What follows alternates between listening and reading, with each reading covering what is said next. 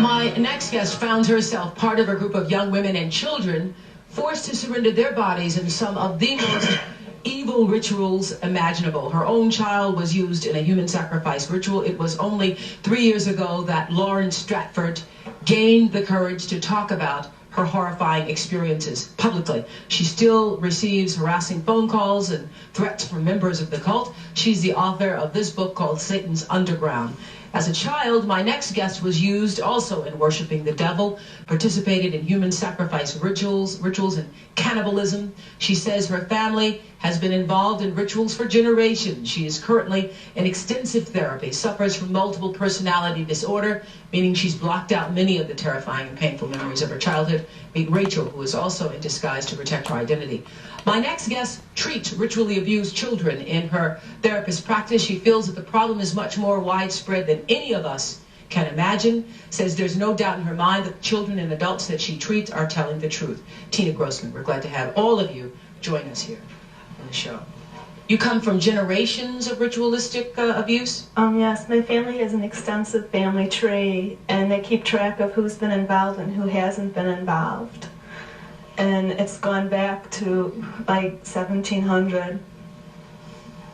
And so you were right. Abused. I was born into a family that believes in this. And this is does everyone else think it's a nice Jewish family?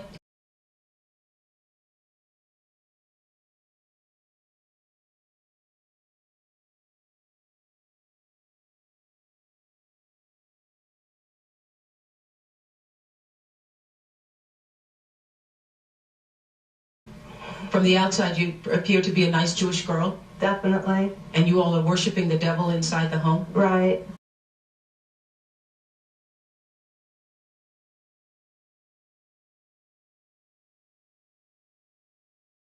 There's other Jewish families across the country. It's not just my own family. There's other Jewish families across the country. It's not just my own family. Really? And so who knows about it? Lots of people now. I talked to a police detective in the Chicago area, and several of my friends know, and I've spoke publicly before. And so when you were brought up in this kind of evilness, did you just think it was normal?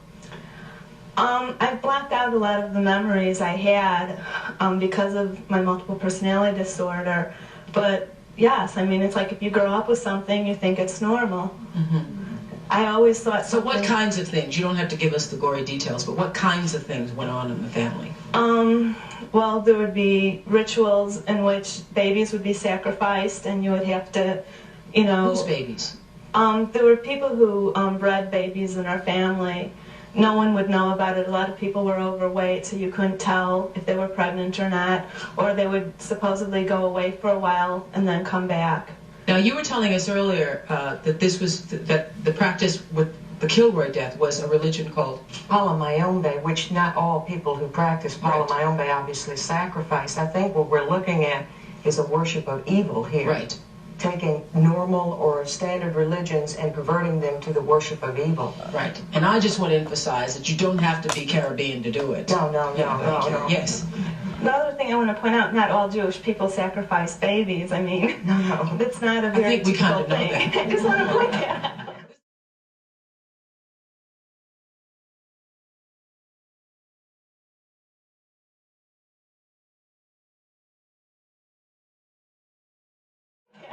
This is the first time I heard of any Jewish people sacrificing babies, but anyway. So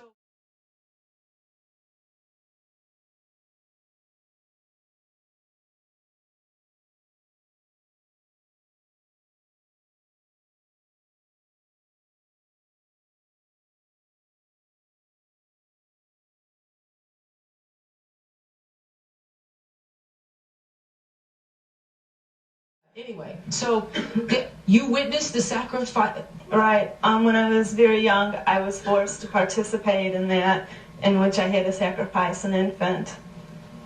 And the purpose of sacrifice is to what? Is to bring you what? What are you sacrificing for? For power. Uh-huh. Power. For power. Uh-huh.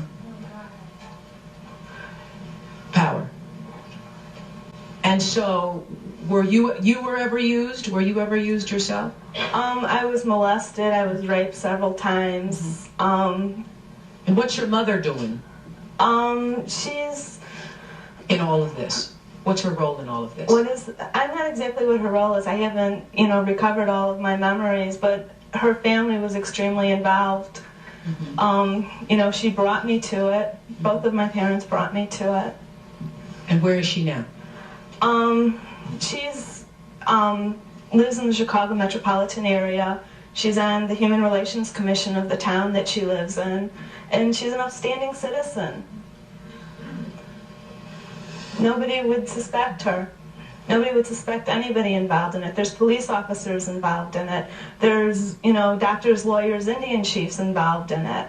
There's other Jewish families across the country. It's not just my own family. There's other Jewish families across the country. It's not just my own family. I mean, it's not the person, who looks scummy that's involved in it. It's someone who looks normal. That's right. Yeah, you wanted to say what? Oprah, as difficult as this seems, and of course people maybe don't track these things as much as I do, but in Monrovia, Liberia, a couple of years ago, about 7 gentlemen, one of which was trying to become mayor. These were politicians, very political figures in Monrovia, Liberia.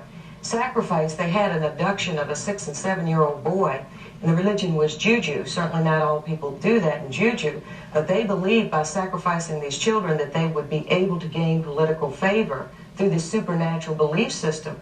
So I just wanted to say that if you were raised in a household where you learned right from wrong, how could that ever be right? It's so wrong. I don't know how anybody could say that would be okay to do. Were you raised with a sense of right and wrong, Rachel? Yes. I mean, it's like I had both. I mean, to the outside world, everything we did was proper and right, and then there were the nights that things changed, that things just got turned around. What was wrong was right, and what was right was wrong. What was wrong was right, and what was right was wrong. What was wrong was right, and what was right was wrong.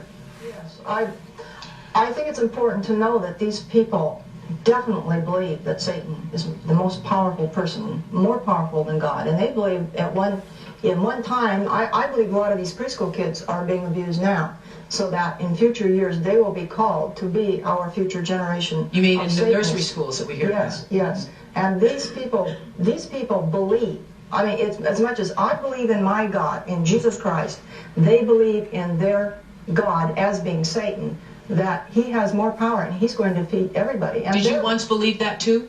No, I was never a Satanist, but I certainly lived with people who did believe that. Did you ever participate in the killing of human sacrifice? I don't know. I would assume I probably did. I seldom say that. I'm very emotional today because of having to watch these pictures. I have never broken down on a show before, but today I'm on the verge of it because I was on a radio program the other day and I got so upset because I said, what's the magic number where do we have to uncover 500 bodies or 1,000 bodies before we believe it? Does it have to be in Arizona or does it have to be in New York? When will the country finally, it's in Mexico, so now it doesn't happen in the United States, but I saw it, she saw it, people across the country. I get letters from parents who have seen it. I don't know where my son is. I would like to bring his body and show him to you and say, now will you believe? And I think most of the country would find a way still not to believe it because then we have to do something about it. But it's just like this woman said, and it's just like Mr. Maddox said earlier, it's very hard for those of us who've been raised, and I've been raised in the Christian faith, and many people raised in the Jewish faith. It's very difficult for good, upstanding, decent people to even. It's hard for this to even seep into our brains. And we have spared the tales of what actually happened at that ranch. It's hard for the human mind to conceive that this is what went on. Don't you agree? Yeah. We'll be back. So Tina, you counsel ritually abused kids like Rachel. Yes, and adult survivors of ritual abuse, the treatment of MPD. And you say that it is far more prevalent than we probably imagine. There's no question about it. See, because I know a lot of people are shaking their head here, and I'm sure that when you go, go back home, I mean, everyone's going to try to make you look like you're crazy. Oh, definitely. Absolutely. They do that all the time. It's very difficult to believe. So how is it that you come to believe these people, Tina? Well, I've treated over 40 survivors of ritual abuse, adult patients with multiple personality disorder, and from many states in this country, as well as Canada. What we've seen and heard and gone through in the abreactions, which is the remembered experiences of that, we are hearing the identical same things from these adults. Okay, these are not children that are 3 years old, and you can, as an adult, perhaps rationalize that this is fantasy material. These are adults are saying things they have never met each other before. They are describing identical rituals. These are adults are saying things they have never met each other before. They are describing identical rituals, just the same as, since I'm Jewish, you could go to New York or California and describe a Seder in one state or another, and as a Jew you would recognize it.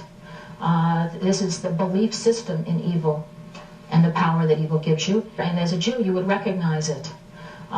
This is the belief system in evil and the power that evil gives you. And so it has these certain rituals. So they are very similar with all of the survivors. See, but I am very surprised because the Jewish faith is the Jewish faith, and worshiping the devil is not a part of the Jewish faith. But the primitive Jewish people do not worship the devil. But before there was Christ, and before there was a system of one God, there was paganism, and still exists in the world, in many cultures, you still find the belief that there is strength and power in the actual consumption of human flesh. You still find the belief that there is strength and power in the actual consumption of human flesh. Now, in your family, did you all call it worshiping the devil, No, Rachel? Or I don't know. It was just evil, these was, things you did. Right. Well, I said it was evil, and they said it was good. There was a book that I had just come across called Lilith's Cave, which is a book of Jewish mysticism and supernatural. And there's a lot in that book that relates to what I, endured when I was a child. I want to stop right here, though, because you know how people build prejudices, just like you said about the caravans. I want to make it very clear, this is one Jewish person. So don't go around now saying to people, those Jewish people, they're worshiping them. This is just one person. Most Jewish people do not do what my family did. I mean, I don't know very many other Jewish people who... Do you know how people hear one thing and then they go off and they say, I heard on the Oprah Winfrey show today that... When we come back, you'll meet a mother whose son was killed in a satanic sacrifice. Right?